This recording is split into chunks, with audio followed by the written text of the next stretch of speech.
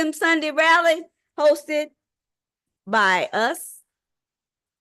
The theme this week is Black Women Build Black Power, Part 2.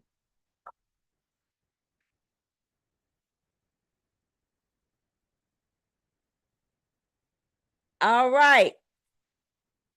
I want to welcome each and every one of you to the Uhuru House. My name is Fofi Ushairi Al-Kibulon, and I am a lifetime member of the International People Democratic Uhuru Movement. I want to recognize all of our guests and say welcome to which is Akwaaba, to Akwaaba Hall. This is our beautiful, as you can see, place of unity.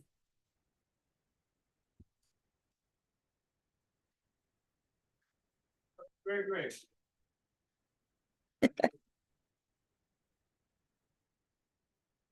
All right.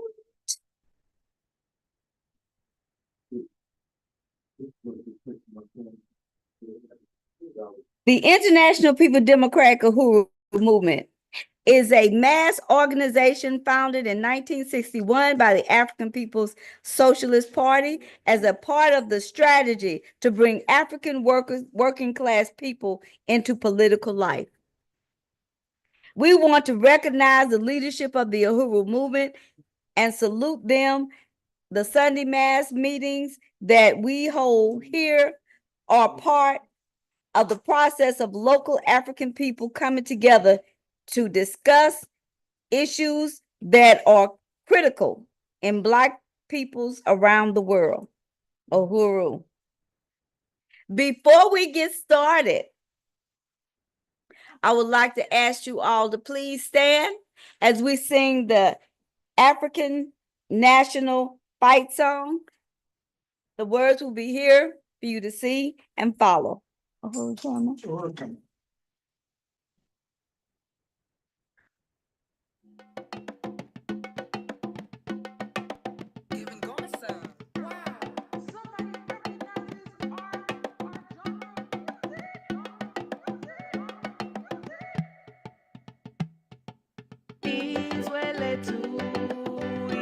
Africa, we are winning. Shout Uhuru for our freedom. We are winning. Dance and song forever one. We are winning. African stand harder than sun. We are winning. Long live the liberation of our African nation. Freedom through organization. Socialist world our creation. 1 billion strong. Yes, we are one. We are winning. Red, black, and green, more than me. We are winning. Won't stop the fight till we are free. We are winning. African world, we must unite. We are winning. Against white power, America, we are winning. Long live the liberation of African nation. Freedom through organization. Socialist world our creation. One strong, yes, we are one. We are winning. Viva Haiti, who first set us free.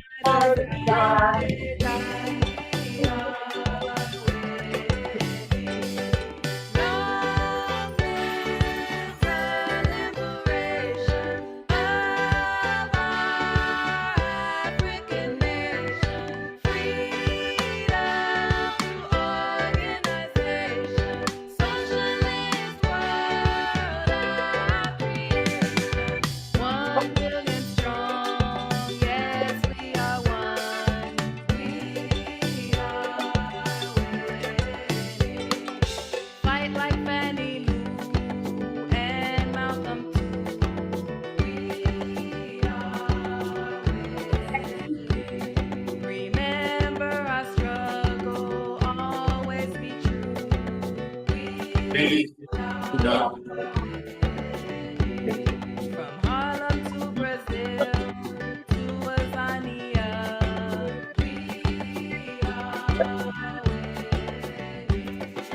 We fight and live for free Africa.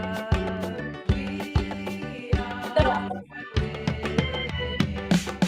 Long live the liberation of our African nation. Freedom organization, socialist world, our creation. 1 billion strong, yes, we are one. We are winning. Patrice Lumumba's life won't be in vain. We are winning. Keep up the work in Marcus Garvey's name. We are winning. Independent and free is what we will be. We are winning. Africa will bask in our victory. We are winning. Long live the liberation of our African nation. Freedom organization, socialist world, our creation. 1 billion strong, yes, we are one. We are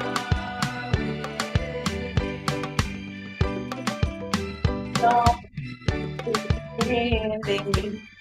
We are winning. Uhuru!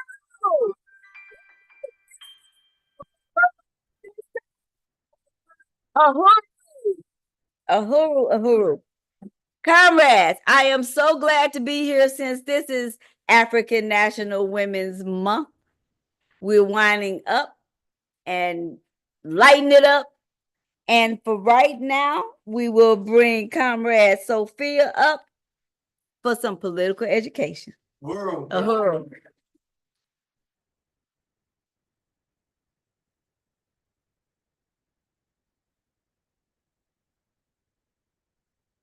Hello, everyone. So today's political education comes from point 9 of the 14-point working platform. And it goes by, it starts with, we want an end to political and social oppression and economic exploitation of African women. We believe in the absolute, unequivocal political, social, and economic equality of African women and men.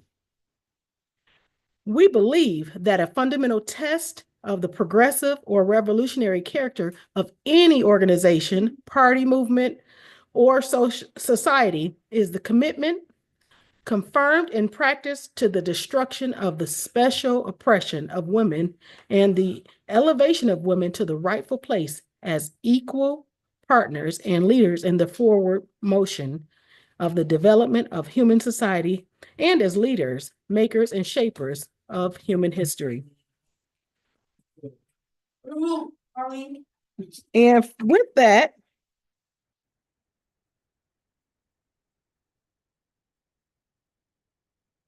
I have a few questions for the audience. So when you think about point 9, what is it that we want? A? Okay.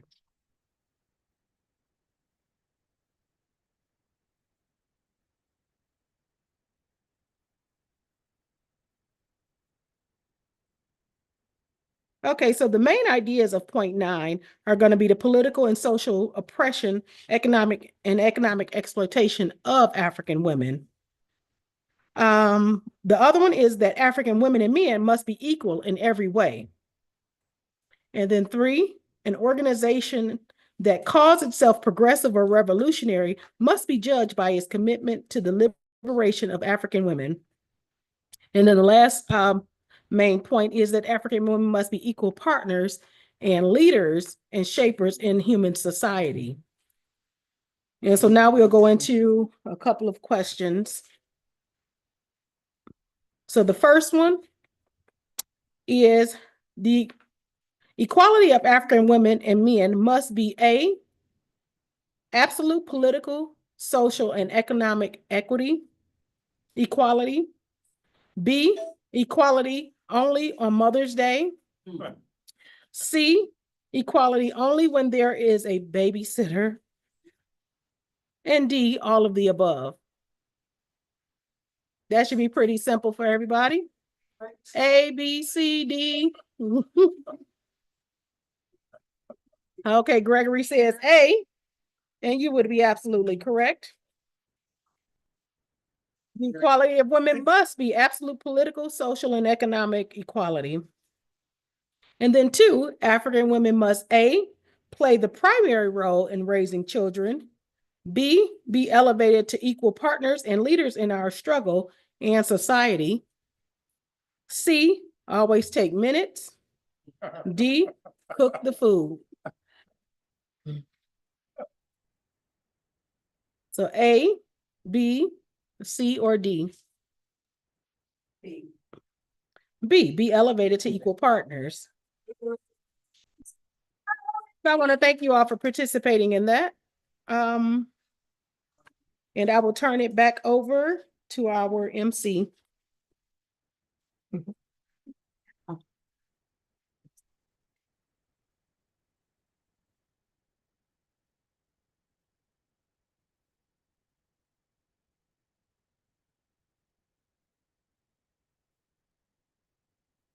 You know, I got my sisters back. All righty. The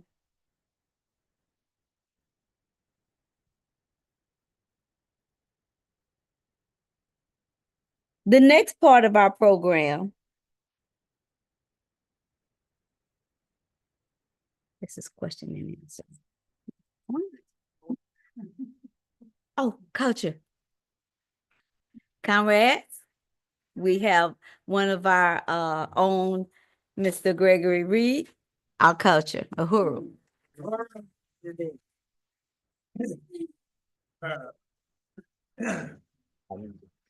There you go.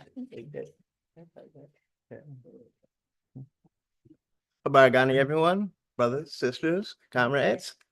Today I'd like to share a poem that was many years ago in another life when I did storytelling, and I'm not doing a story today, but one of the sisters that founded the program, the storytellers group that I was a part of, she loved a poet by the name of Dudley Randall. And I'm going to share a piece with him, particularly since we're moving into a period where we have a big convention coming up, and we have a lot of great minds in our community, but a lot of times those minds don't seem to be on the same page. But that doesn't mean they're not great minds. And Dudley Randall spoke to that in a piece called Booker T and W.E.B. It seems to me, said Booker T, to show a mighty lot of cheek to study chemistry and Greek when Mr. Charlie needs a hand to hold the cotton on his land. And when Miss Ann looks for a cook, why stick your nose in a book? I don't agree, said W.E.B. If I should have the drive to seek knowledge of chemistry or Greek, I'll do it. Charlie and Miss can look another place for hand or cook. Some men rejoice in skill of hand, and some in cultivating land. But there is no other, but there are others who maintain the right to cultivate the brain. It seems to me, said Booker T, that all you folks have missed the boat who shout about the right to vote and spend vain days and sleepless nights in uproar over civil rights.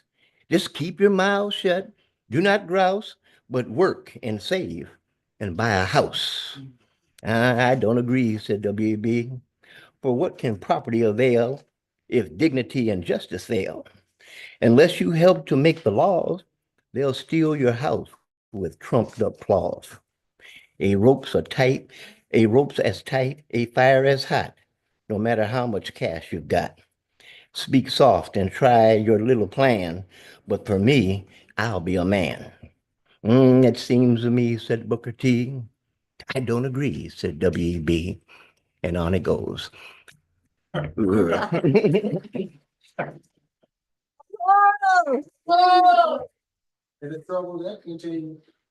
Thank you, comrade. Touch all.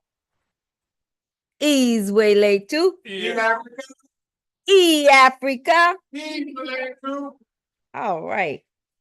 Now, comrades, we are coming to a point in our program where okay. I want to bring you some revolutionary sisters that will be expounded upon by some of our comrades. Uhuru.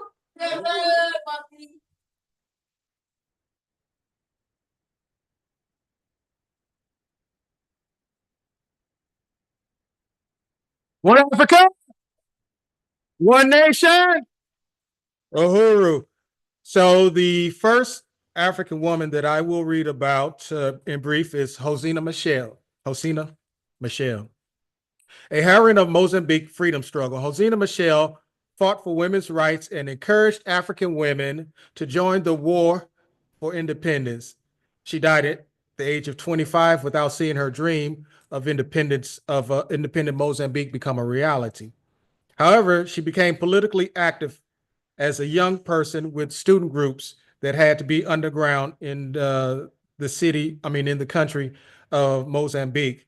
They would later go on to form the Mozambique Liberation Front, more commonly known as in Portuguese as Frelimo.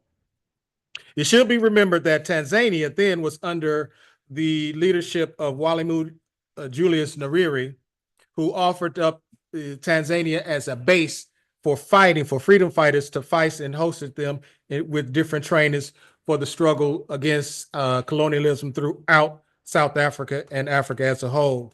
So while en route in struggle, Hosina and her fellow revolutionary-minded youngsters landed in hostile territory.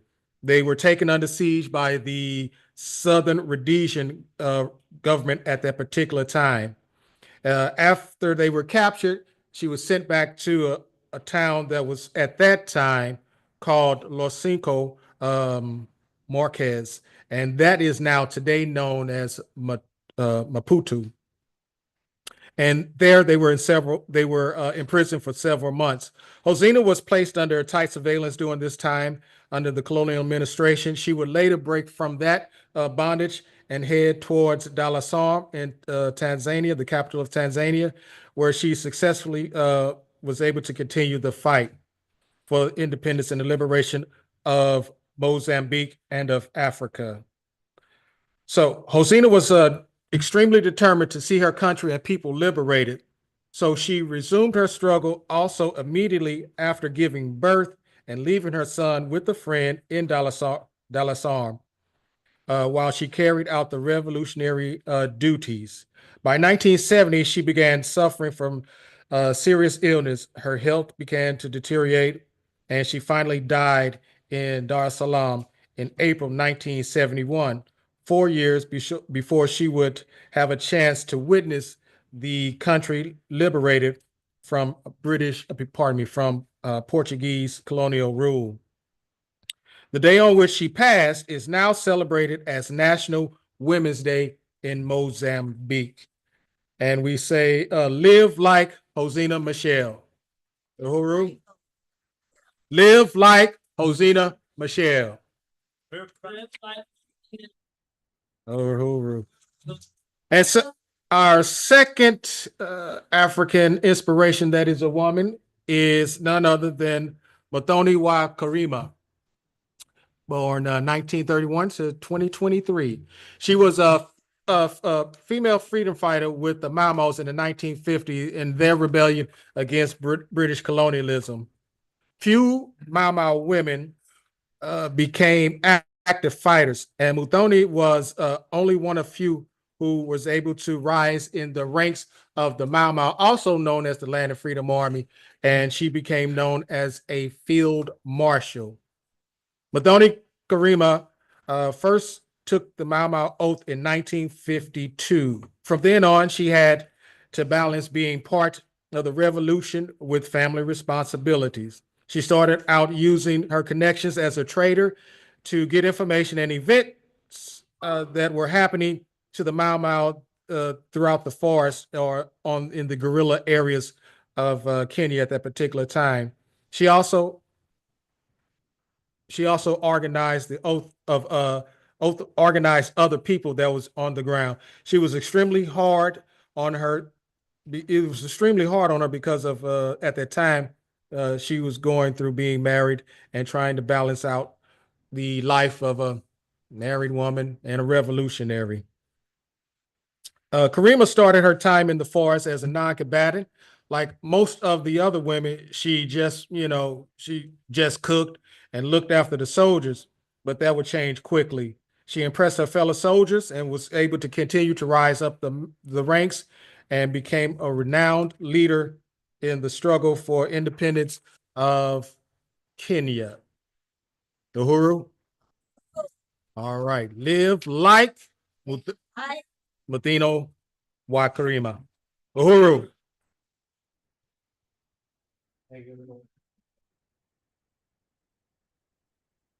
Thank you, comrade. Our next presenter will be Comrade Sophia.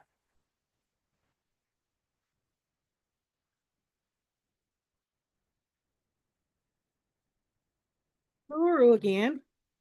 So I'll be going over Harriet Tubman first. And a lot of us already know a lot about Harriet Tubman, but we'll go over her information. When she was born, Araminta Ross, in March of 1822, and lived through March 10th of 1913. She was an abolitionist and a social activist. Escaping slavery, Harriet Tubman made about 13 missions to rescue approximately 70 enslaved people, including her family and friends. Using a network of anti-slavery activists and safe houses, which we all know to be collectively known as the Underground Railroad, during the Civil War, she served as an armed scout and spy for the Union Army. In her later years, Tubman was an activist in the movement for women's suffrage. Born into slavery in Dorchester County, Maryland, Tubman was beaten and whipped by enslavers as a child. Early in life, she suffered a traumatic head wound when an irate overseer threw heavy metal weights intending to hit another slave, but it hit her instead. The injury caused dizziness, pain, and spells of hypersomnia, which occurred throughout her life. After her injury, Tubman began experiencing strange visions and vivid dreams, which she ascribed to premonitions from God. These experiences, combined with her Methodist upbringing, led her to become a devoutly religious. In 1849, Tubman escaped to Philadelphia, only to return to Maryland to rescue her family soon after. Slowly, one group at a time, she brought relatives with her out of the state and eventually guided dozens of other enslaved people to freedom. Tubman, or Moses as we like to call her, traveled by night and in extreme secrecy, and later said that she never lost a passenger. After the Fugitive Slave Act of 1850 was passed, she helped guide escapees further north into British North America, which is Canada, and helped newly freed people find work. Tubman met John Brown in 1858 and helped him plan and recruit supporters in 1859 for his raid in Harper's Ferry. When the Civil War began, Tubman worked for the Union Army, first as a cook and nurse, and then as an armed scout and spy. For her guidance of the raid of Combahee Ferry, which liberated more than 700 enslaved people, she is widely credited as the first woman to lead an armed military operation in the United States. After the war, she retired to the family home on property she had purchased in 1859 in Auburn, New York, where she cared for her aging parents. She was active in the women's suffrage movement until illness overtook her and was admitted to a home for elderly African Americans. She had helped establish years earlier. Tubman is commonly viewed as an icon of courage and freedom. Uhuru. And,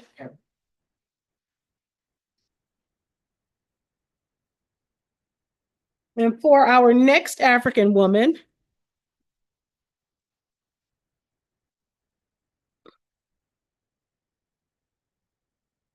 it will be Miss Desi Woods. The African People's Socialist Party built the National Committee to free Desi Woods, the courageous African woman who was an example of African resistance. The Uhuru movement and the African People's Socialist Party lost a dear friend and powerful fighter for the liberation of African people everywhere. Desi Woods, also known as Rashida Mustafa, died of lung cancer in Oakland, California at the age of 61 on November 4th, 2006.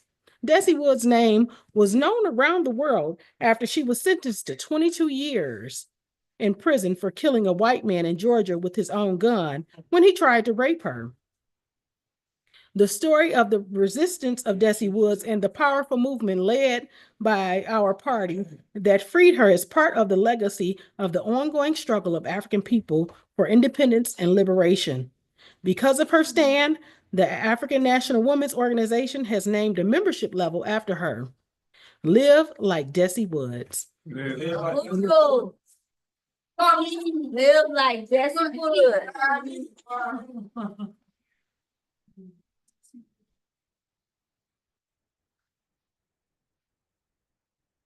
All right. Next, we have our last presenter for this morning on the African Women of History is our own Comrade Carol Washington. Uhuru. Hey.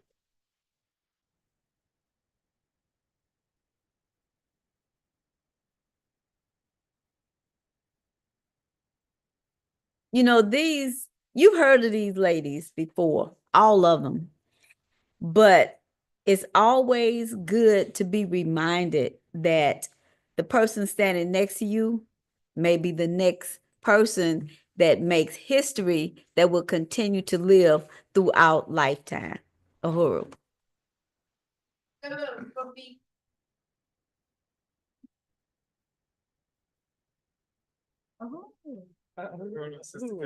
Yes, yes. Uhuru. Now, some of this might be redundant, but I will make my point. Now.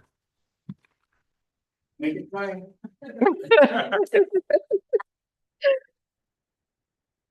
First, I'm going to talk about Assata Shakur. She was a freedom fighter, born July 16th, 1947. As a young woman, she joined the Black Panther Party. In the late 1960s, as a member of the Black Panther Party, she participated in community service programs such as the Free Breakfast for Children program for poor Black youth, as well as other programs aimed at ending drug addiction among women. She embraced the Panthers' 10-point program that demanded Black people have complete control over their own communities, free from the government's interference.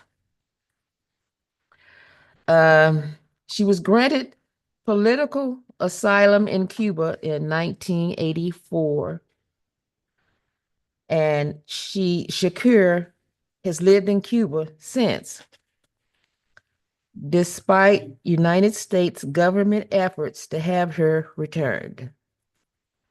She has been on the FBI Most Wanted Tourist list since 2013 as Joanne Deborah Chesimard, and was the first woman to be added to this list.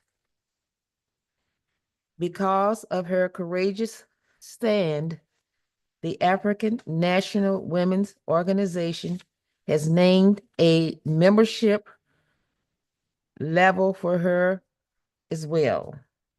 Live like Assata. Live like Assata.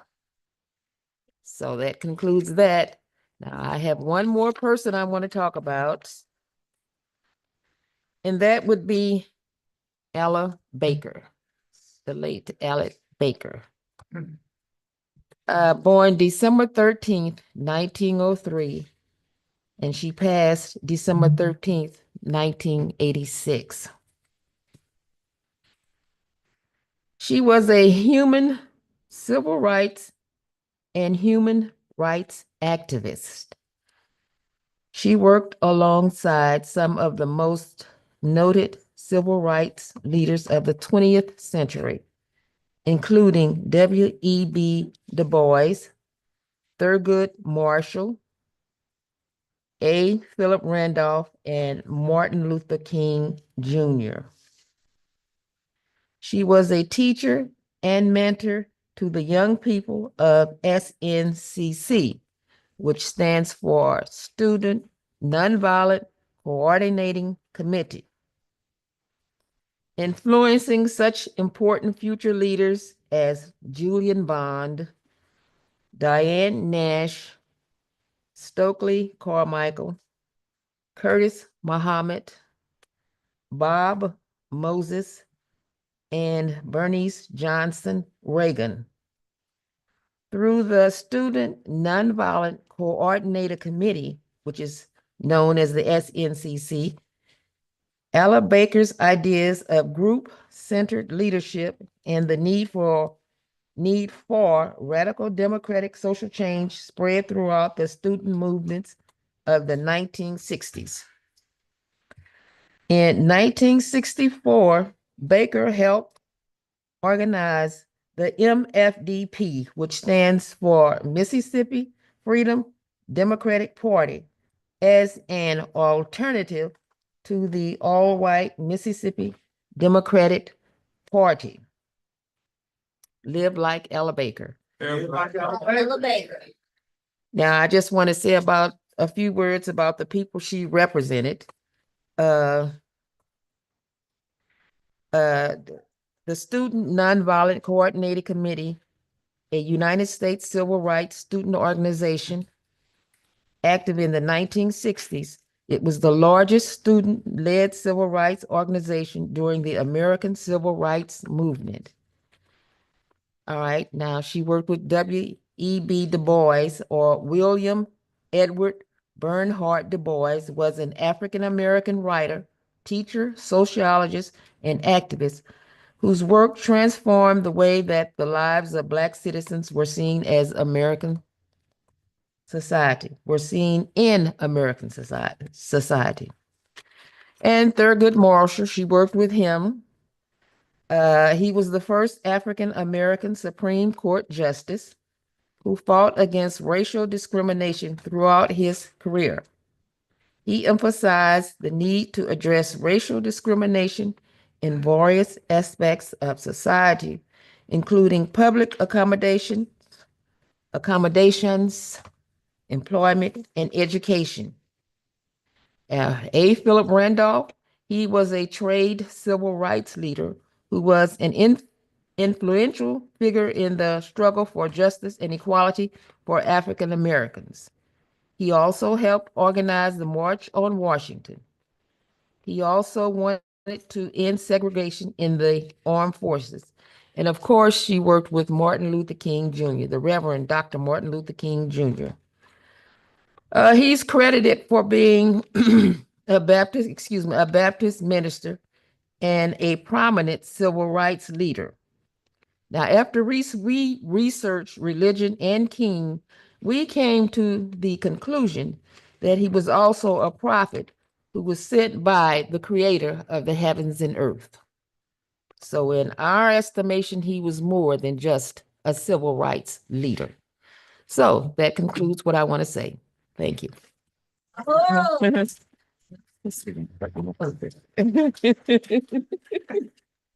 Let me see, I guess I got what I brought up here. I don't want to take no more than what I brought. Yeah.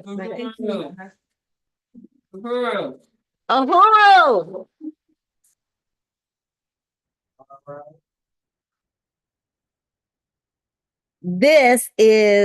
I want to thank all of our presenters for bringing us the information that we using today to celebrate African women.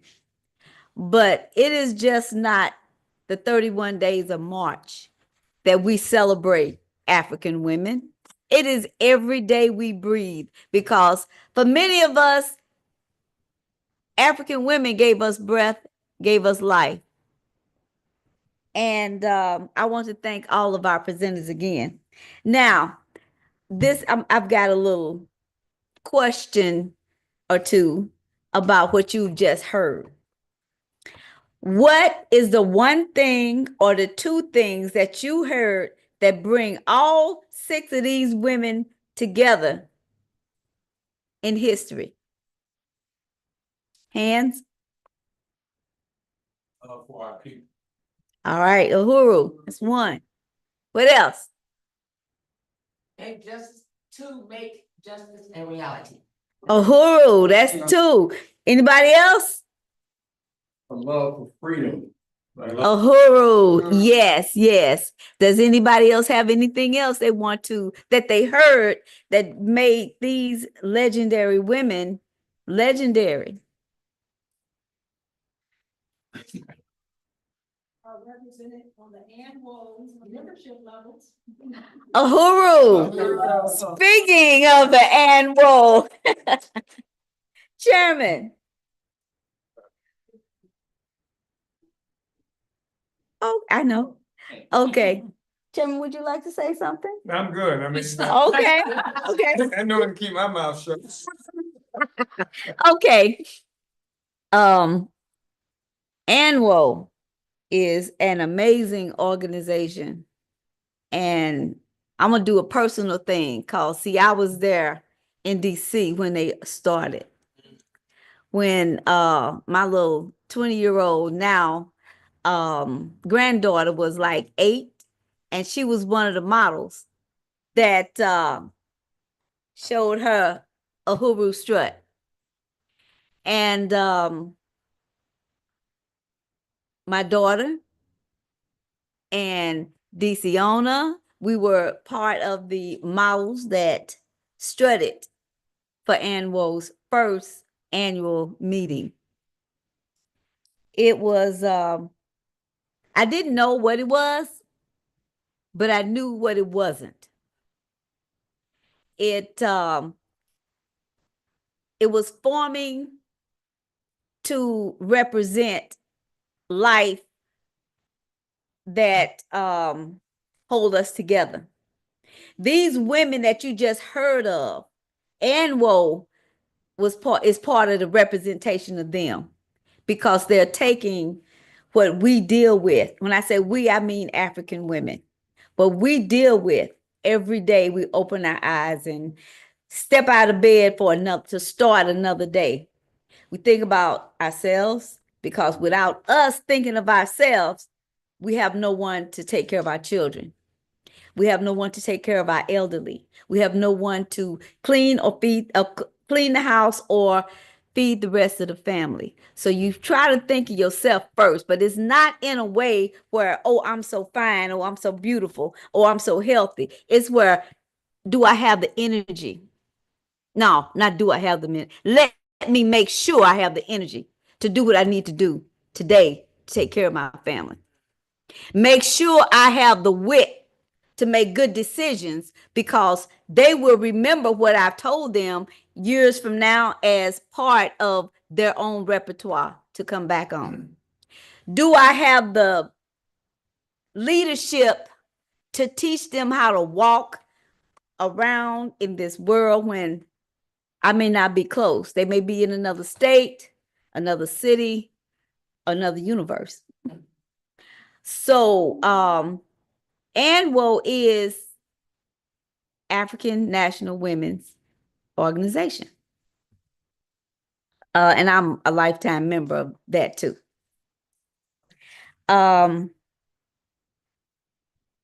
This is the day for the sisters. She's coming.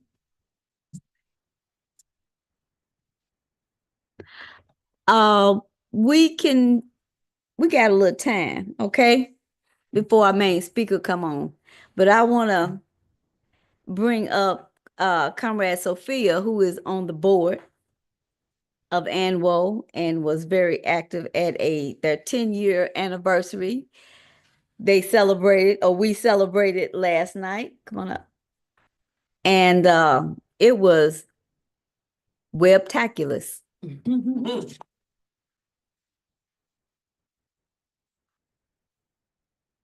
Hello, everyone, again.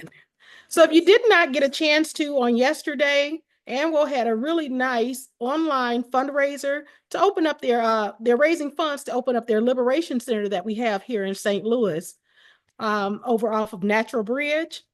So if you didn't get a chance to, you can always go to YouTube under the Burning Spear TV. You can visit the ANWO's YouTube, Facebook page to watch the replay of it, as well as visit the ANWO, ANWOUHURU.org to go ahead and make your donations. We're still looking to raise funds, whether it be through our membership levels that you just heard about today, whether it be through the purchase of merchandise. We have awesome products, the decolonized body products, as well as hair care products. So that's one way that you can support the organization. And then we also have the merchandise. So if you just want to wear your political ideas on your sleeve, as they say, you can go ahead and get some merchandise. We have bags, we have t-shirts, and all of those type of things. Or you can just go on and make your donations. Preferred is if you go ahead and get your membership levels and be a sustaining member, so that you can participate in the work that we're looking to do here in St. Louis to help liberate women. One of the things that you may have missed out on at the end of the program yesterday, they were talking to one of the women that they were able to help through the Arrest CPS program, where they fight for families that are going through the Child Protective Services. That's one of the major works that they work on in the ANWO organization, so that we can begin to take back control, just like the African People's Socialist Party and the entire Uhuru movement is, so that we can be self-sufficient people and take care of the things that we need to take care of within ourselves. And so that is one area that we look to work on, because we should be able to raise our families and deal with our own family issues, as opposed to the state coming in and telling us how things need to be done for our families. So again, if you do get a chance to do that, you'll see awesome music videos. So it was a really nice time that was had on yesterday. You'll see music videos, you'll see conversations of women that are in the struggle. You'll hear about the reasons that other people have decided to join such an organization, because we have to begin to take the liberation into our own hands and fight for the things that we want. And a lot of times, again, if you look at any of the liberations that have taken place or been attempted, a lot of times they have to have the women involved in them in order to be successful. So that's one of the things that we want women here in St. Louis. We want to go ahead and get that headquarters established here. So we're still looking to raise more funds to get that Liberation Center rehabilitated so that we can get that open to begin to provide services here in Missouri. We're in phase 2. Phase 1 included putting the roof on the building. We raised the funds and got that done. And now we're looking to get all of the inside areas done. So getting a kitchen and sinks and not bathtubs, but the sinks and restrooms and all of those things installed into the area there so that it can be open to the community to provide the services. Another thing we also want to make sure that you're aware of is if you have businesses, we will be starting the One Africa, One Nation Farmers Market coming up in June. That's another major project that Anwell has taken on to provide services for the community that are small businesses and want to provide for the community. Another thing that we also pointed out during the meeting on yesterday, where they had the local farmers who began creating their farms and then sharing their information that they learned with their own personal farms. They're sharing that with the community, whether it be through the free food or even teaching classes on how to start your own home gardens. So Anwell has been out here doing a lot of things, even though they've been in St. Louis for a short period of time. Well, it's been 10 years for the organization, but in St. Louis for a short period of time, we're trying to get established so we can provide more of that type of great work. So if that's something that you're interested in, or if you have other ideas that you see that women have a need for here in St. Louis, we're asking that you look to join us with this organization, whichever membership level you choose. We have like all of the different speakers, the Desi Woods, the Harriet Tubmans, and all of those other different levels. Just come and join us. We look forward to having you. It's a lot of work to be done. Oh.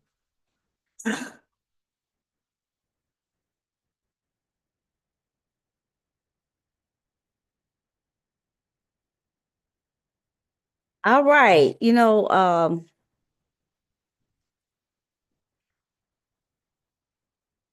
all right, comrades, there is, I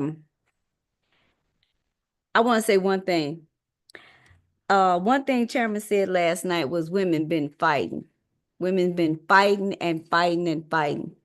And it reminded me of the poem that I didn't get a chance to read last night because of difficulties with my instrument. And this is called Liberation Lives. We are daughters of stolen ancestral African women from the motherland of life. Unknown to us is the day-to-day labor endured by our ancestors. Heaviness of liberation is felt today in our bones. Some things are known skin deep. Situations in life wakes up our knowledge to fight. Fight to work, fight to lead, fight to move forward, fight to breathe, fight to love, fight to carry our children, fight to give birth, fight to protect our families, and we still fight to make them free. This we do like a fighting mama bear. We fight to liberate everyone, even those that don't know they need liberation. Everywhere that is under the colonial rule. Destruction of this killer system is demanded by any means necessary. The ancestral DNA we carry reflect the ongoing need of determination to fight until the land is free of colonial rule. determined to breathe life into liberation until it is won. We are daughters of stolen ancestral African women from the motherland of life. Liberation breathe in us, grow in us. Liberation lives in us. Uhuru.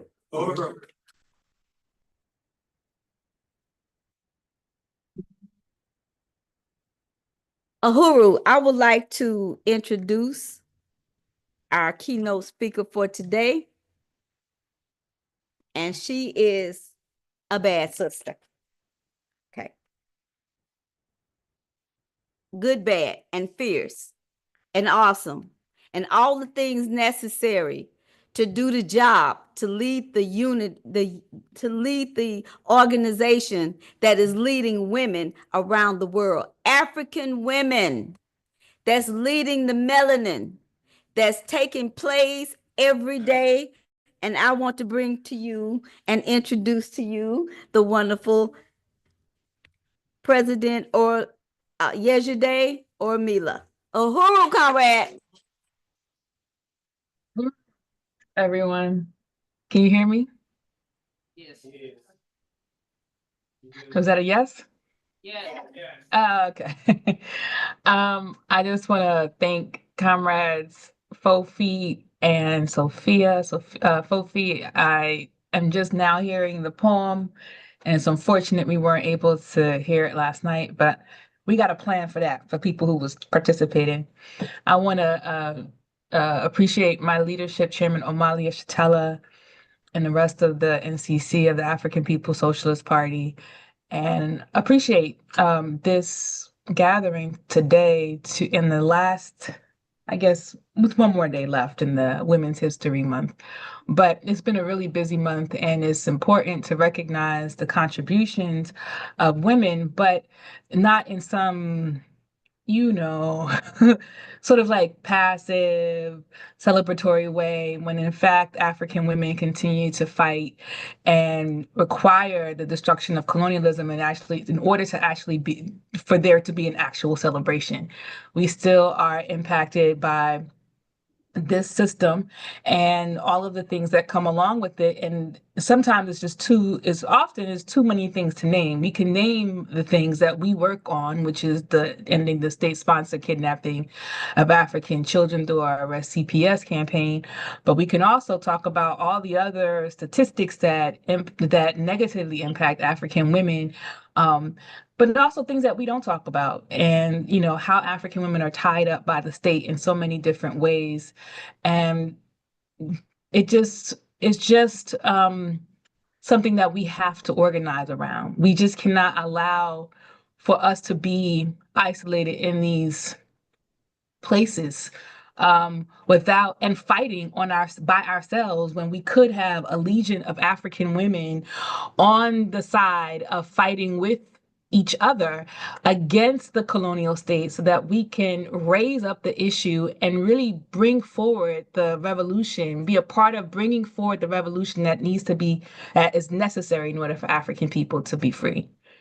So once again, I just want to thank comrades Fofi and Sophia and Chairman. And I have been talking a lot.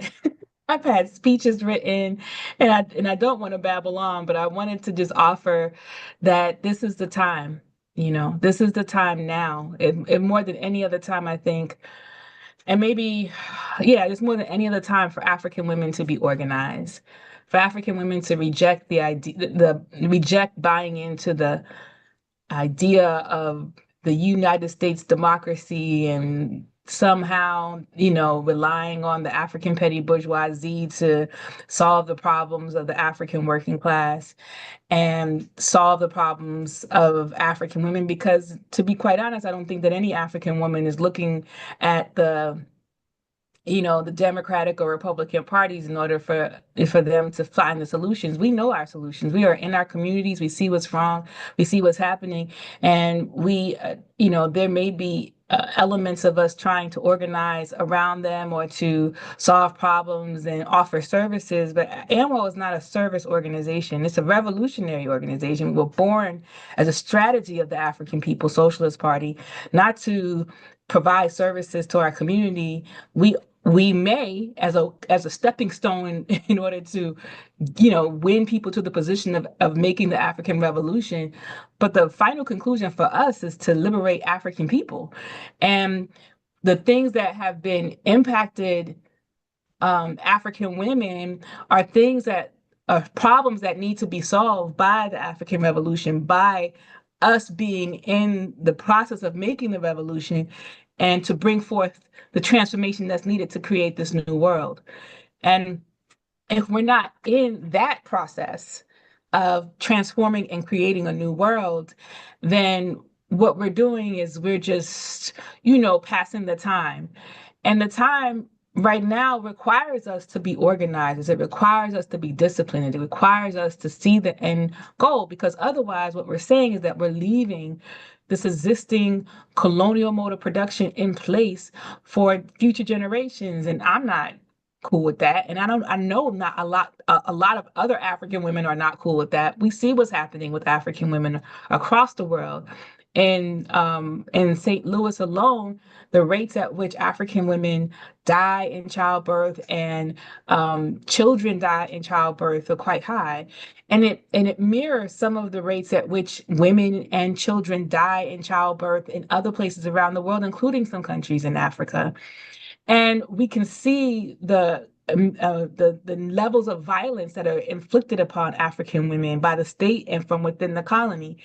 And you're not going to be able to contend with those things as some individual or as somebody who might identify as a feminist, who blames everything on this idea that men are the problems for everything. When for African women, it's always been the colonial question. It's always been that we were attacked along with African men, and we were kidnapped along with African men, and we were brought up in a system that use our labor, use us as labor, use our bodies as human factories to produce new labor.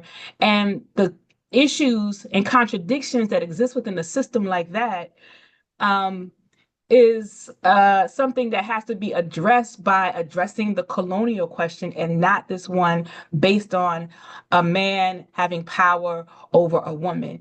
And I'm not saying that that doesn't exist within certain dynamics, interpersonal dynamics in the home, but colonialism reinforces that.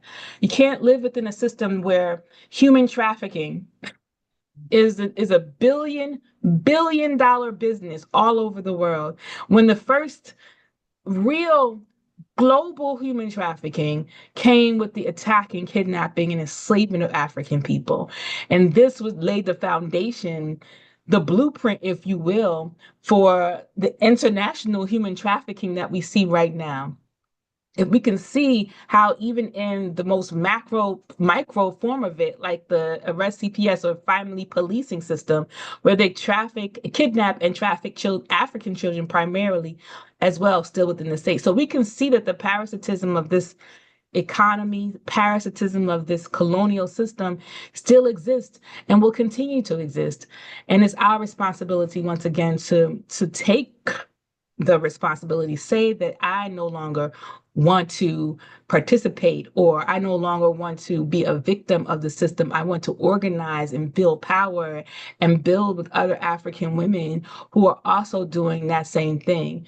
So, our comrades already said, a little bit what AMWO is, but AMWO was born, again, as a strategy of the African People's Socialist Party. In 2015, the party came together and said that we have to address these contradictions, these colonial contradictions, because if we are not in that space, allowing African women to see that the theory of African internationalism is the only ideology, the only theory that correctly explains what is happening to us as colonized people and colonized women, then we open the door, we leave the door open for other people to come in with feminism or some other kind of ism that speaks to this gender identity, which always pulls out this individual, petty bourgeois, selfish interest of the person who identifies as a feminist or a womanist or whatever.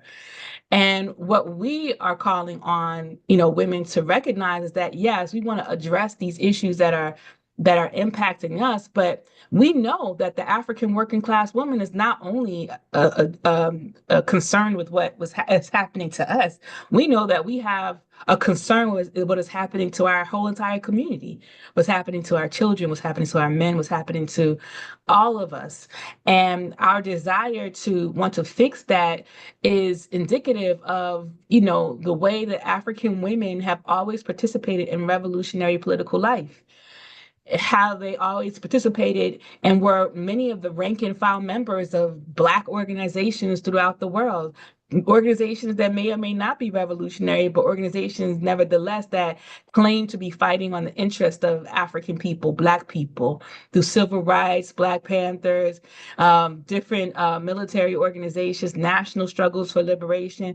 Black women, African women were always participatory in that because we had something to gain through the process of helping to win these fights. And we wouldn't stop now.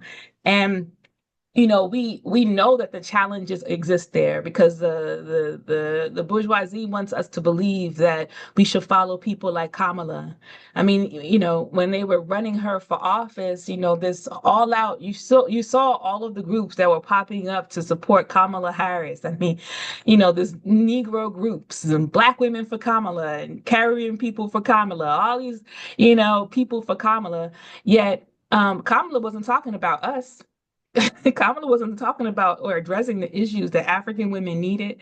Kamala wasn't talking about, building a Huru Kijiji Child Care Collective. Kamala wasn't talking about, abolishing the Child Protective Services ring. Kamala wasn't talking about ending the imperialist wars that are happening on the ground in Africa that's killing millions of African people in Sudan and Congo and many other places.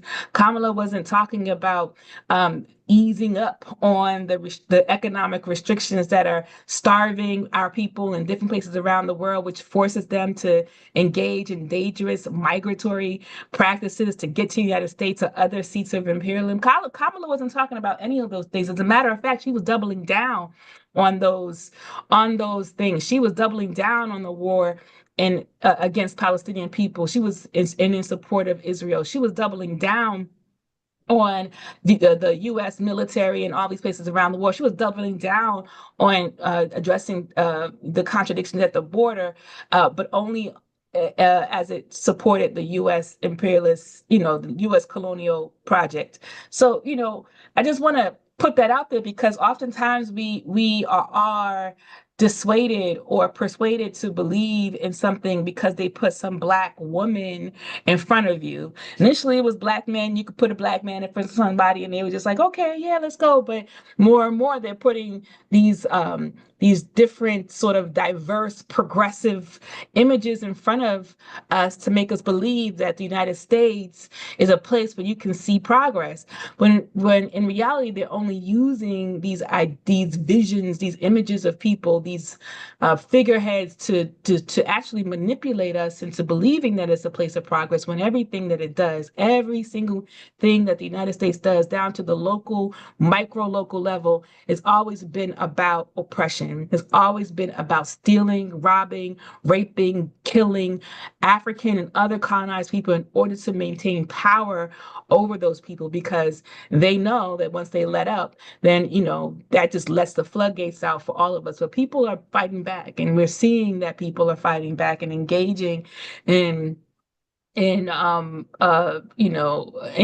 in the process of, pushing back against the colonial state in many different ways through protests, through policy and all that stuff.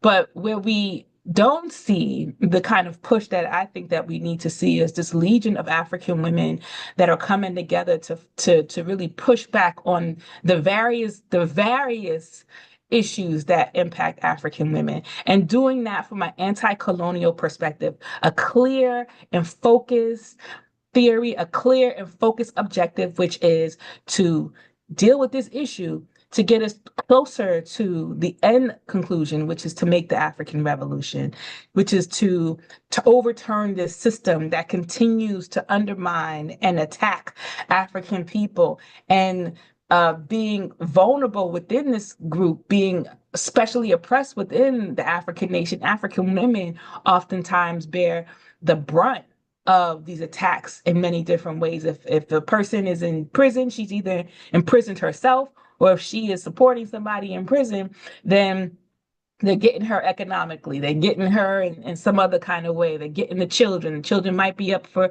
being taken by the state. There's all these different things that can happen to African women. And oftentimes when we raise up these issues as African women, as a part of like the contradictions that we're experiencing, it can be seen as women's issues. People don't necessarily see them as things that they have to engage in, not because this is happening to these women over here or it's an isolated thing. Like, this is a representative of what's happening on multiple different stages in multiple different places around this country. So what's left then to the voice of what's left that's representing African women oftentimes is the African petty bourgeoisie, who might come out and do a little dance. Sing a little hip hop, come to, put on her little Vans or put something on that kind of, make the people feel like she's a part of them.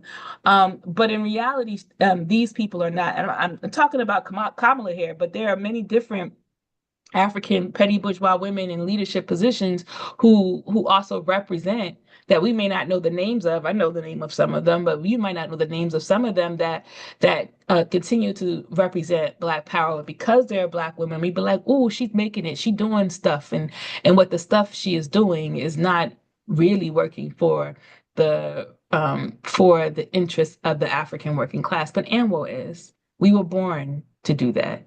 We were created and organized African women to first recognize that the needs and responsibility of the African working class woman who is in the trenches, who is dealing with the attacks on a day-to-day basis, who may not even have time to organize, these same women still join AMWO. These same women still give their time. These same women still organize when they can with the organization. And if they do have more time, they do more. They participate in meetings. They organize They organize a lot of things. I'm saying organize a lot because that's what we have to do. We have to come together, organize, be a part of membership, and drive home within ourselves and within the community that colonialism is the cause. Colonialism is the toxic trait that we have to eliminate in order for us to eliminate the different types of special oppression that we experience. So when people are every year when they come into the month of March and they're talking about Women's History Month, not recognizing also that Women's History Month is an expansion of what the women's labor, the women's day that was started as a part of a communist process with recognizing women in labor who were pushing back against the state. And so the essential idea around this question of Women's Day and then expansion to Women's Month is really rooted in working women. But really, when we think about the women who work the most, who support the capitalist parasitic economy, we're talking about African and Indigenous women whose lands are stolen, whose resources are stolen, whose labor is stolen. Even your labor is stolen if you don't recognize it. Chairman said something earlier today in a meeting where we were talking about, he was said, man, I want to get this right. But the labor question was really important because the colonizer takes you out of Africa where you are developing for yourself. Everything is developing for yourself and brings you here, and you're building the lights that are on the street. You're building the roads, you're building the buildings, you're building all of these things, but it is to build up the colony of the United States. where meanwhile, everything that you are supposed to be building, if you were not here in yourself, in your interest, for your needs, is being sucked dry on your homeland. It's being sucked dry of your labor. And again, your labor. If you're sitting in the office right now, if you're working as somebody's CNA, a nursing assistant, you working anywhere in this colonial mode of production, then you recognize that your labor is just to keep yourself above water. Meanwhile, what you putting out into the world is driving industry, is driving the status quo, because that's what we're tied into right now. And I think if that's what you're tied into, and you're sick of that, then the way that you can offset that is by being part of revolutionary organization.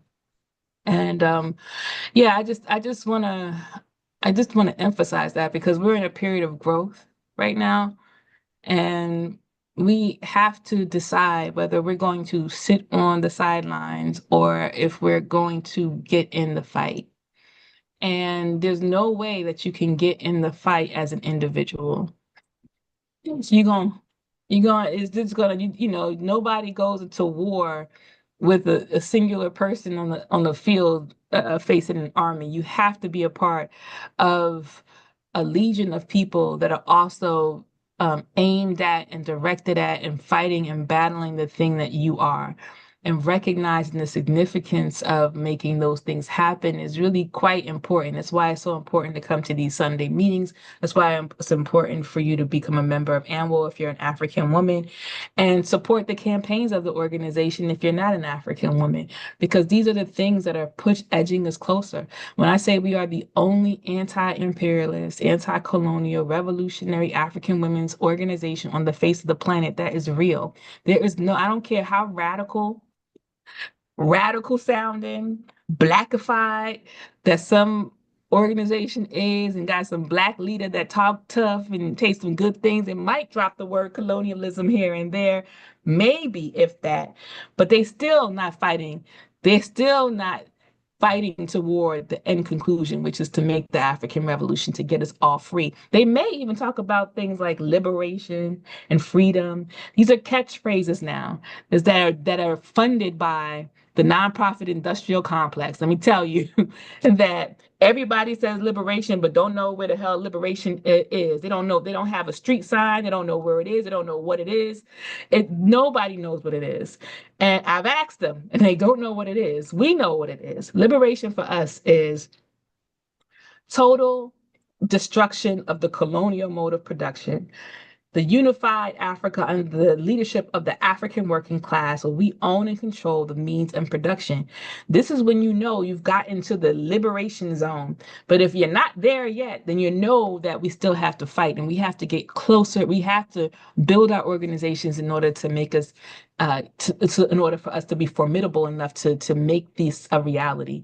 Otherwise, we're stuck. We're stuck in this thing that keeps eating at us and clawing at us and making us sick and killing us. And at this point, I have, at all the points in which I've been a part of the African People's Socialist Party, I've never been satisfied with the conditions of our people, and have been building and organizing with the Uhuru movement in order to bring us closer to the point where we can actually bring us to the end, the final conclusion, to where we can actually be free. So if there are, can't see the audience, but if there are African women in this audience that are not a member of organization, anything that I said you align with, you must join. You must join.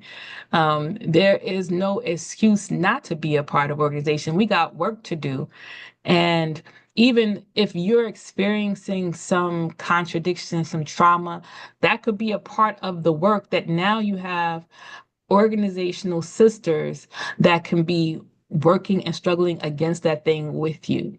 we got to build this liberation center on 4617 Natural Bridge Avenue, because that also becomes a nerve center for other African women in the city who are also experiencing these things, a place to organize, a place to plan and strategize. So I just want to thank comrades for bringing me in to the Sunday rally in St. Louis, and just make that final call to organize, join, and will join the African People's Socialist Party, join Impedum, join organization in order to make the liberation that we so desperately need. Uhuru. Ahuru! Ahuru! Ahuru! Thank you, President Yesterday, for the words that make everybody eyes open and ears light up, because we know it takes a woman to make it happen. Ahuru! Straight up. I agree. I unite, Comrade Uhuru. I unite, yes. Ahuru. For sure. So, I want to thank you for such a wonderful program last night, and the wonderful words from today. Resources. Right now, what we're going to do is we're going to do our this is our time for everybody to get involved. Everybody. If you want to join Anwo, then you need to see Sophia. And if you just want to support Anwo, you can see Sophia in the back. But right now, our goal today is $150.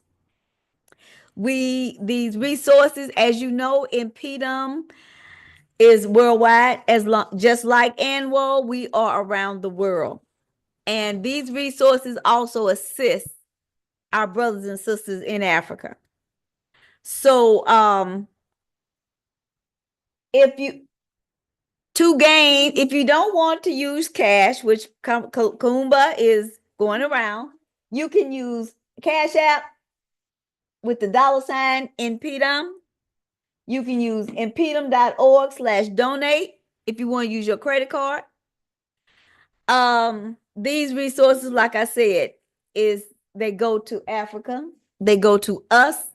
You are in this warm, wonderful building. It is not cold. It is not hot. It is just right for us. We got running water. We got electricity, and we got Wi-Fi. Okay?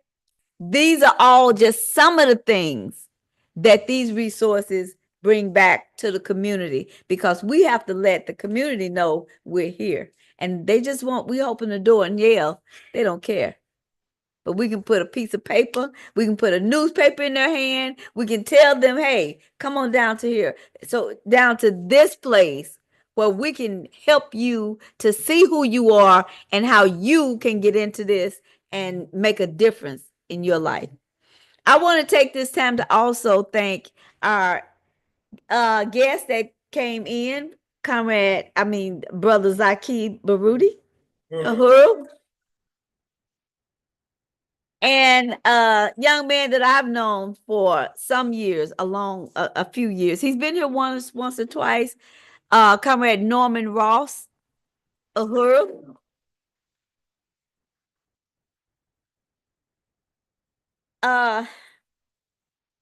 Chairman, you want to say something? Okay, let me get this done. Do we have time? Oh, yeah. We always got time for you. Okay, comrade.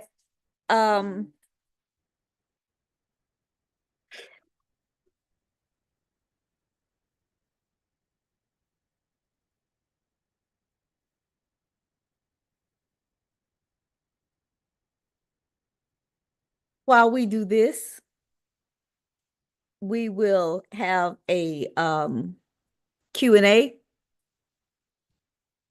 Comrade Yesterday, you still there? Okay. Huh? I don't see her. Okay. Well, I think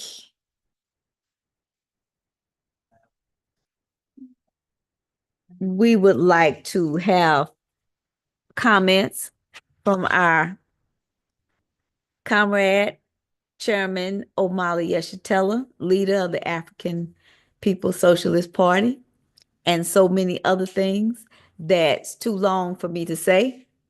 I want to bring him up. Chairman Omali Yeshitela. Uhuru.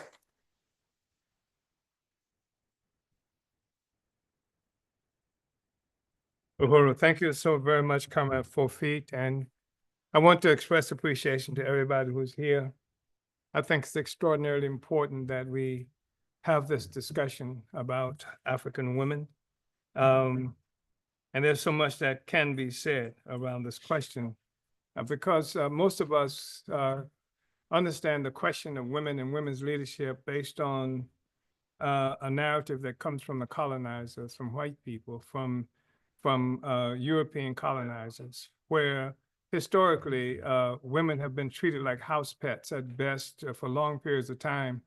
And as opposed to the African reality where women were more than equal. In fact, there have been complaints by some of the thinking representatives of the colonial bourgeoisie that one of the problems they say we have as African people is because of matriarchy, because the leadership of African women, which is something that has been historically a reality. African women have been leaders, and they say that's part of what's wrong with us.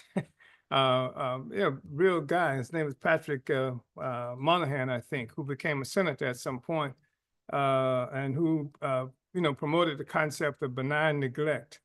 The same thing that they talked about in terms of Team 4 plan here, where Moynihan was the one who advanced that whole concept as it related to Black people. That in the middle of struggles that we were involved in, part of the defeat that was a military defeat was an ideological assault that was made.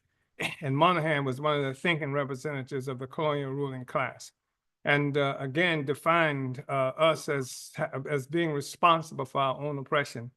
An example of us being responsible is that matriarchy, the leadership of African women. And that's always been the case in our lives. And as we see it expressed 1,000 different ways in our reality today. African women have always led.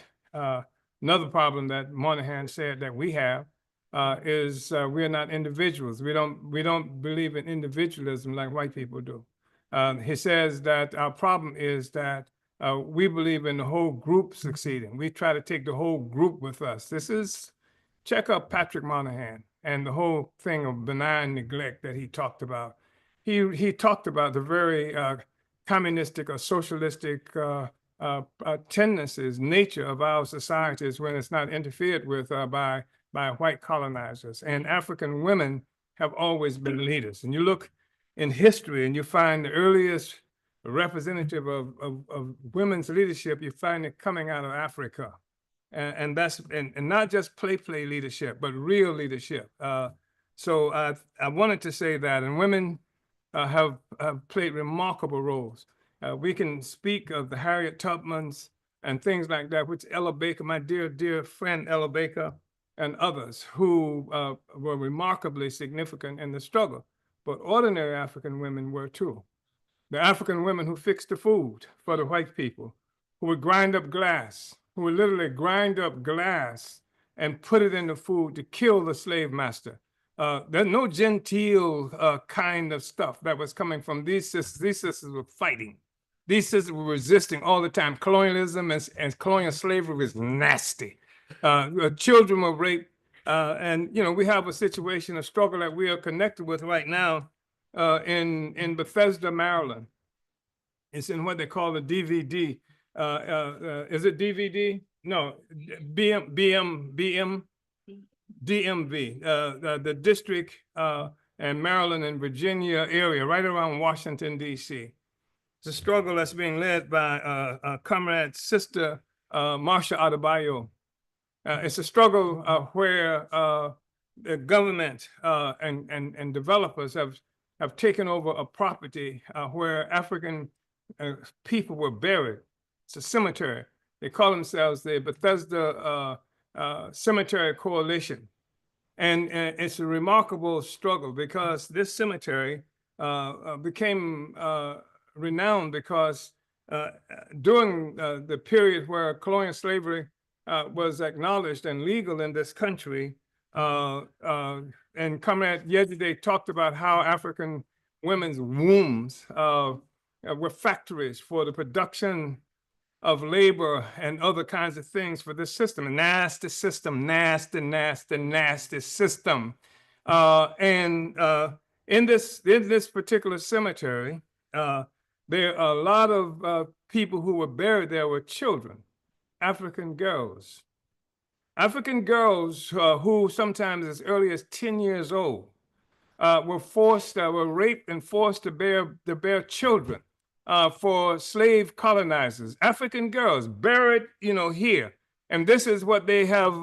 They have destroying the evidence there, fighting to try to keep that thing. They paved it over, built all kinds of entities on top of that grave to cover up the evidence and the criminality of what African women have had to endure. And these were girls, African girls. And I say it, hopefully sharply enough for people at least to experience the disgust I have with it and why it is extraordinarily difficult for anybody to convince me, to seduce me around the notions of American democracy and how wonderful the white democracy is and how one day we all going to be free. This is what they did to our children, our girls, and African women. And African women are still treated in the most bestial kinds of ways. They've been created in the image of sex objects, sexual items, and sometimes African petty bourgeois women cooperate with that, not just around the sexual aspect of it, but even the embrace and endorsement of Americanism. And so one of the most popular entertainers today, is being celebrated because she stepped to a place where people hardly seldom go, promoting Americanism. I just wanted to say that with her culture, with her activities. So the issue of African women is a critical issue for us. And we have to embrace it. And also we have to embrace the character of our society. We have to re-engage in our communities. Those are our children, the ones that we claim to be afraid of, who they've pushed into starvation, where there is no legal employment for them within the legal capitalist system, and who have to find their own ways of employing themselves because African leadership have left them to their own. And we say, oh, these children are so bad. When I was young, I wasn't like that. Our children weren't like that. No, weren't like that to the extent that somebody was fighting for us.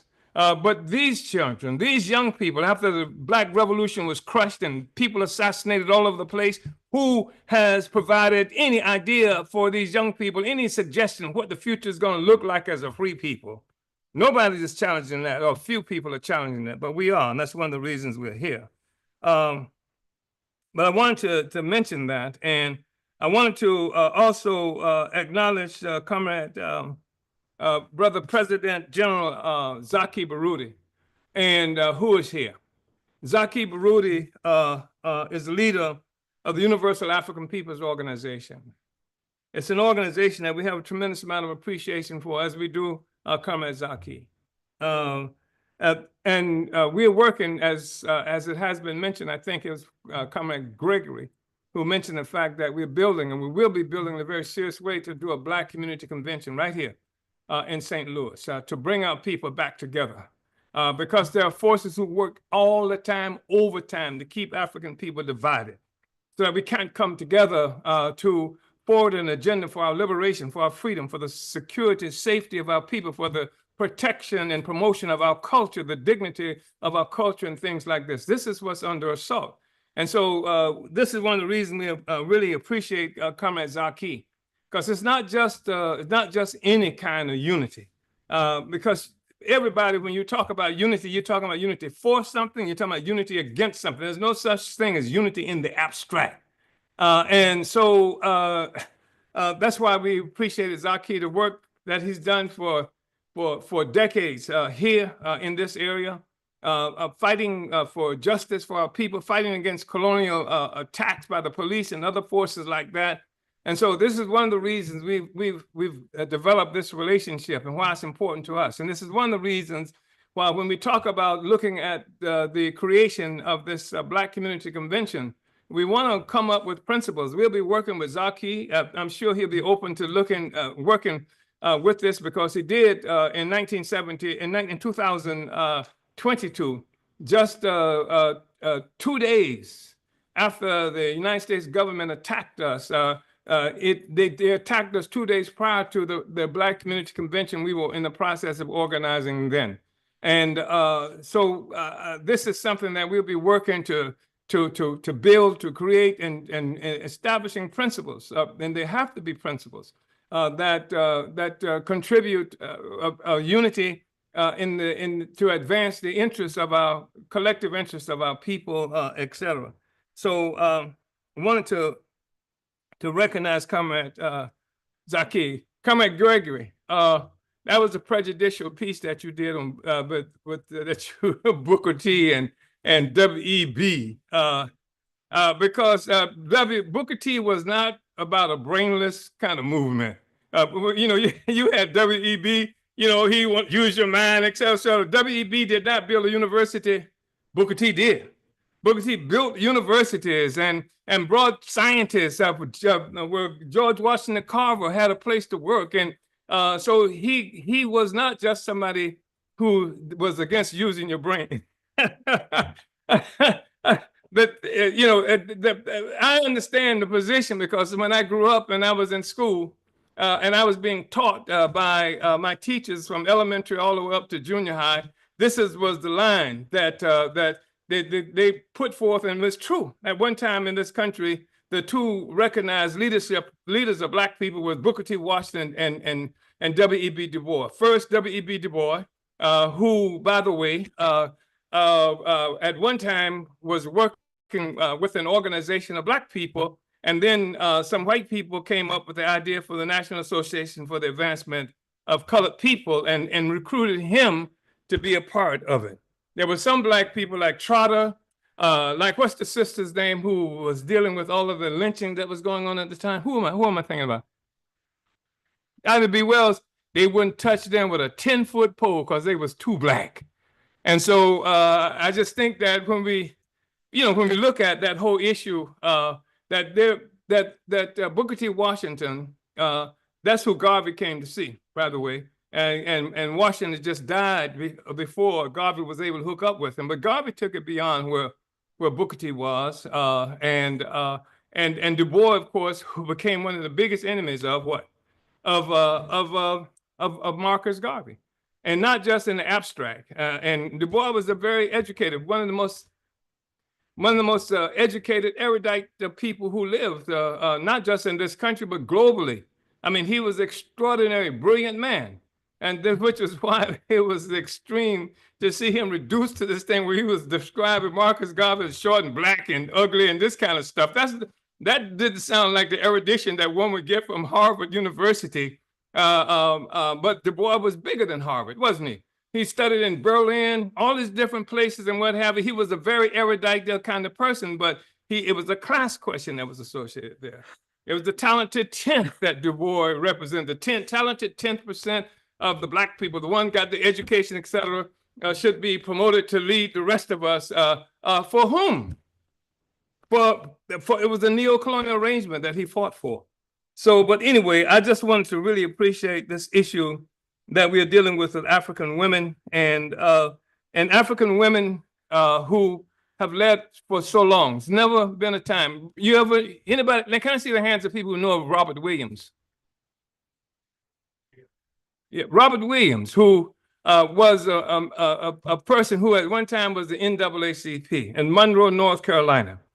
He was a former Marine, and he was heading the NAACP, and he got kicked out of the NAACP eventually because he said they had to arm themselves to fight the Klan, and who was it that pushed Williams and said, y'all gonna have to do something about this?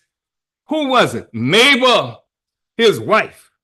Representing the other sisters, said, y'all gonna have to do something. You men gonna get off your asses, and because we are threatened, we're in danger here, you're gonna have to do something. That's where it came from. And I just wanted to remind us of that, the role that African women have historically played, not just a little timid, and sometimes we get tricked because we use as examples of how men and women should relate to each other the examples that's given to us by white people. But white men and women have had a different relationship to production than African men and women have had. You had a situation where African men and women, when we got off the ship collectively working. Everybody went to work. Wasn't no thing about the man go out and do some work and the woman stay at home. None of that stuff will prevail. Everybody went to work, and that production equality required and demanded social equality in our lives. Generally speaking, as African people, that was the reality. So when you see the picture of an African, and I used to see it all the time as I was a kid, African man and woman who they have a debate, and the man says, I'm putting my foot down, right? And the woman pop on the bed and go, ooh, ooh, ooh. That didn't happen with the African community. That did not happen in our community. You have to learn how to hook and move, because the system, they say, well, you don't act like like white women. Hell no, act like I ain't white, and I don't have the same kind of relationship to reality that white women have. And you don't act like no white man. Why don't you take care of me like the white man takes care of his wife? I can't take care of you because the white man controls my ability to work and to live. I can't live like that. So you have this artificial contradiction created between African men and women, don't you? Yeah. This is the kind of false contradiction that we find ourselves dealing with, but we're gonna elevate ourselves and our understanding about that and come into the kind of relationships that we need to have as men and women, as a community, because our children are affected by this too. Our children are affected by the notion that the man's supposed to take care of his family, and then your daddy don't do that. Your daddy in jail. That's what Obama attacked your daddy and our community because the black man is not here to take care. No, he's in jail, Obama. And your buddy Biden and Clinton are the ones who put him in jail. You understand? And so that's the kind of contradiction. Those are colonial contradictions. We're fighting against colonialism. And that's true. African women are in the mix and have always been in the mix, have never been someplace hiding out and not being a part. But what the sister did in terms of Harriet Tubman, that was normal work for African women. Anyway, it was nothing like that Django stuff. Y'all saw that Django garbage, where the poor African woman, all she did was cry. Who was enslaved. Django coming to rescue one person. All the African people enslaved, he coming to get one person, his wife. And what his wife, all she does in the movie is be naked and cry. Please. Come on now. So anyway, that ain't the African women that I know. And I grew up with the sister. I grew up in a beauty shop with my mama. And my grandmama, gave me revolutionary political education from before I could walk hardly. And so African women have always been in the forefront. And we just want to acknowledge that and want to open the door and make it possible for African women to stand to their full extent, to their full natural height as producers and makers of history. I want to say in terms of Zaki Baruti, there is a fundraiser anniversary, 36th anniversary event. Can you say just quickly, because I'm in trouble already, Zaki? Can you come here? You gotta be quick now, because they don't know you like they know me, so they might throw something at you. Zaki, yeah, okay. Thank you. Well, first of all, let me salute Revolutionary Sisters, and it was very beautiful presentation in terms of saluting the sisters who were courageous enough to work for the freedom of us as a people. So let's give it up for the organizer. That's first and foremost. This coming Friday, April the 4th, our organization will be celebrating our 36-year anniversary, and we're having a fundraiser for it. And it's going to be at the Jewel Event Center. We're asking a donation of $50. As Brother Chairman had made mention, we've been out here on the forefront for a number of years fighting for social justice and change. And I'm proud to stand in solidarity with the African People's Socialist Party, because in our lifetime, we've made a commitment that we'll be liberated in our lifetime. So if anybody interested, you can see me afterwards. And power to the people, and again, liberation in our lifetime.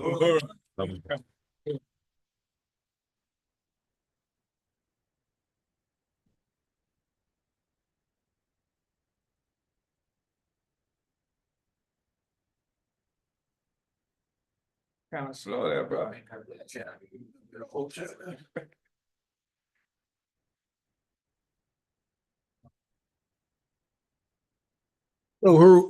So next, we're just going to go through some announcements for you. And just want to appreciate this meeting, this gathering again. So first slide should come on the board.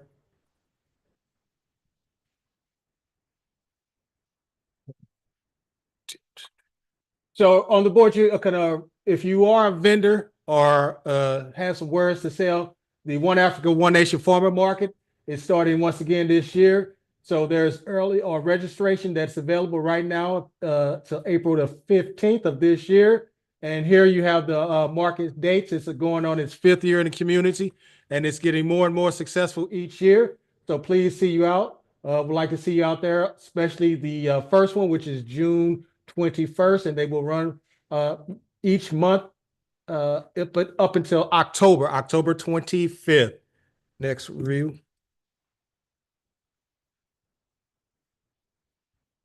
And right here we have the reminder about the you can join the Gary Books Black Power Community Garden Team. Everyone is welcome, where your skills are definitely needed. Saturdays 9 a.m. to 12 p.m. We're looking at that to begin April the 5th, April the 19th, and the days are up here, May 10th and May 24th. If you need more information, go to blackpowerblueprint.gov/, and you also can call 314-380-8016 for more information about that. Sign up for that community event, and it'll take place right next door to us. Next slide, you have, we don't have that, skip that. Okay, so we know that the recently the Uhuru Bakery and Pies has won its permit. They got that permit in hand last week as a serious fight and battle against City Hall, and they failed all of them down there. Okay, thank you. Next slide. So this right here is Uhuru Foods and Pies. Would anybody like to come up from Uhuru Foods and Pies and expound on this a little bit further? Comrade Maureen, please do come forward.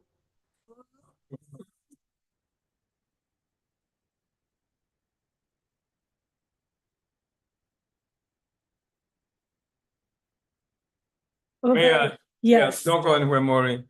Because I should have mentioned Maureen and the solidarity forces of white people in this room. Many of them came into this work around the struggle with Desi Woods. Who was it presented on Desi Woods? Was that you, Sister Carol? Who presented on Desi Woods? Okay. She was someone who Ella inspired.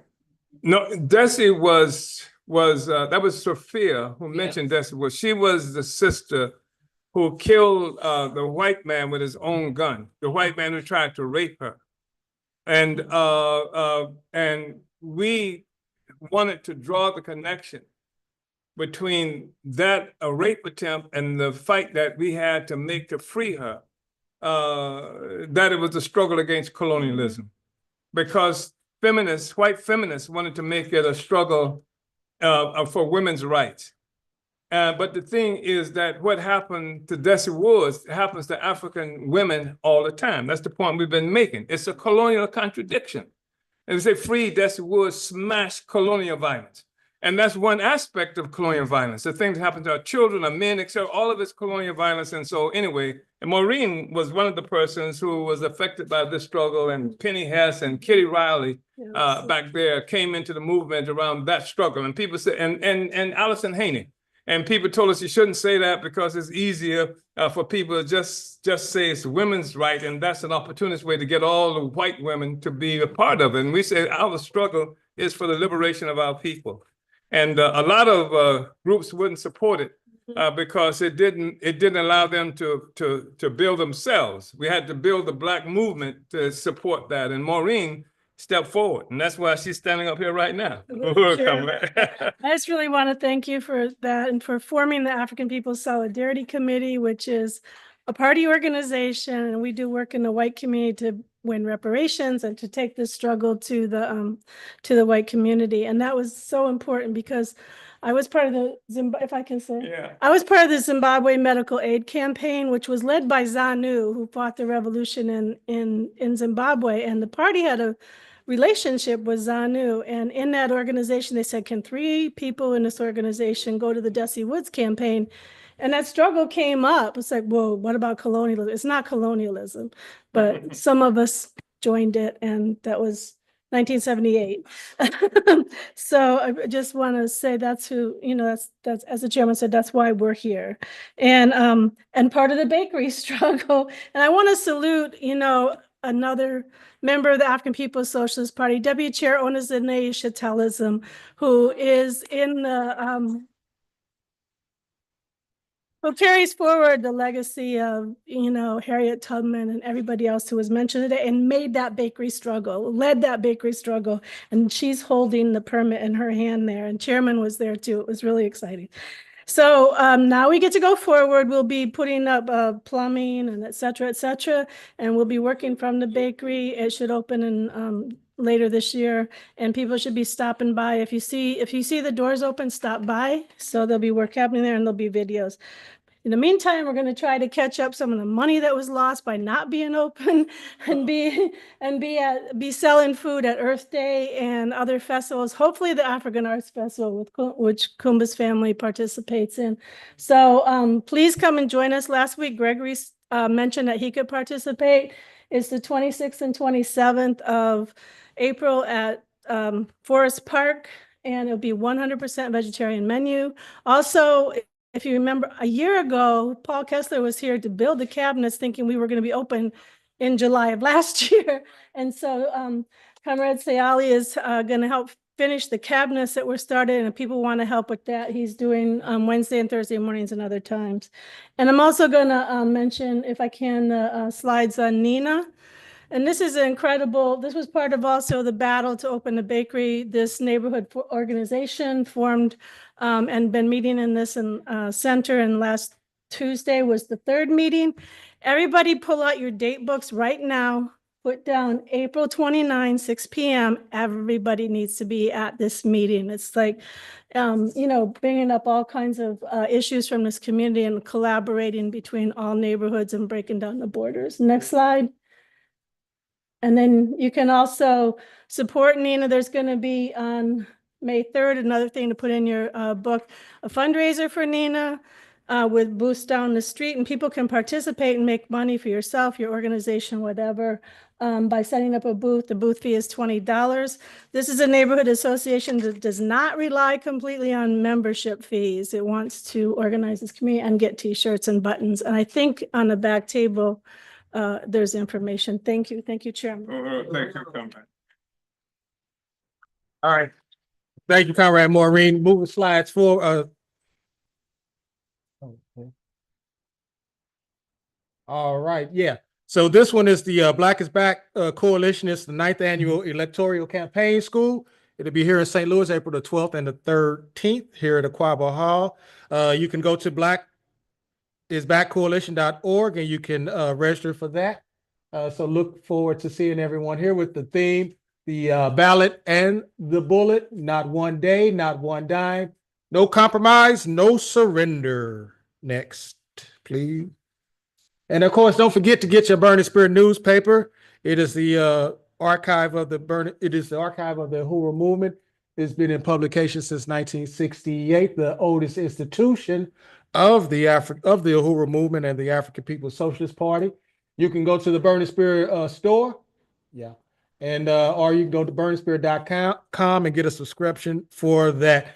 Next slide, we have the International People's Democratic Uhuru Movement studies. They're every Thursday, 7 to they can go to 7 and 9 o'clock, but there's a registration link on the screen. You can go to tinyurl.com/RNDP studies And they are hosted by the international president of the International People's Democratic Uhuru Movement, Matsamela Odom. And we have, Impedum has his big cartel. You can go here to support the International People's Democratic Uhuru Movement, hoodies, t-shirt, buttons, and more. And you can donate and learn even more about joining the movement through that way. Next slide. And you can participate, everybody online, even here.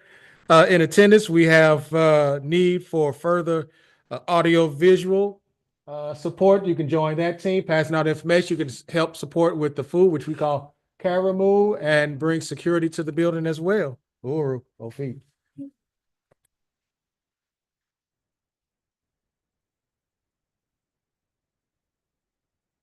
Uhuru, comrades.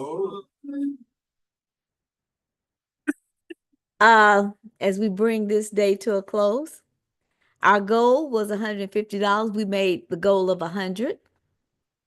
So, if you want to donate more, we can. And if you're online and you're watching this, please put in the chat where you are so we can shout you out on our next broadcast.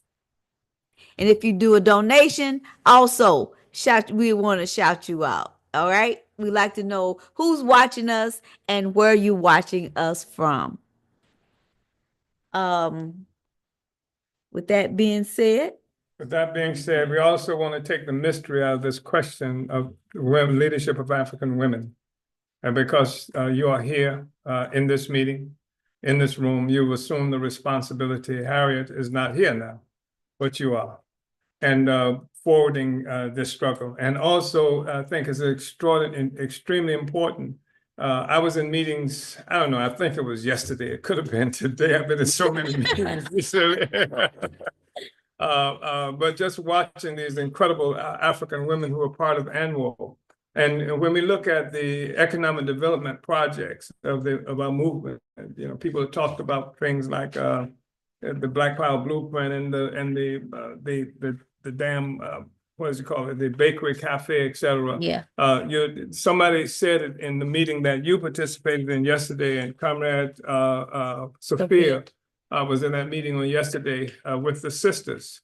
I saw in the comments section that Comrade Deputy Chair was the Ella Baker of her lifetime. You know, so I thought that was really good. So thank you so much, Uhuru. Uhuru. Uhuru.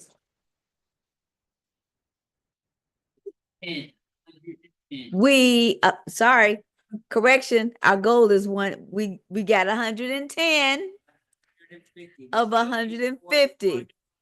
And if you're out there, you can always donate. Like I said, online, we want you in this too. It is impedum.org/donate or $INPDUM. Okay. And we want to thank each and every one of you. We'll be here next week. Next Sunday. Yes, we will be here next Sunday. Right here. Come get your education on the community and speak your piece, because you know what? We're going to bring everybody together with our Black Community Convention. Oh, Karamu, y'all.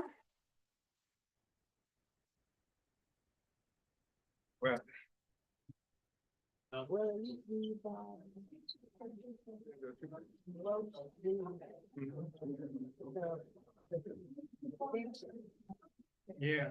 Yeah.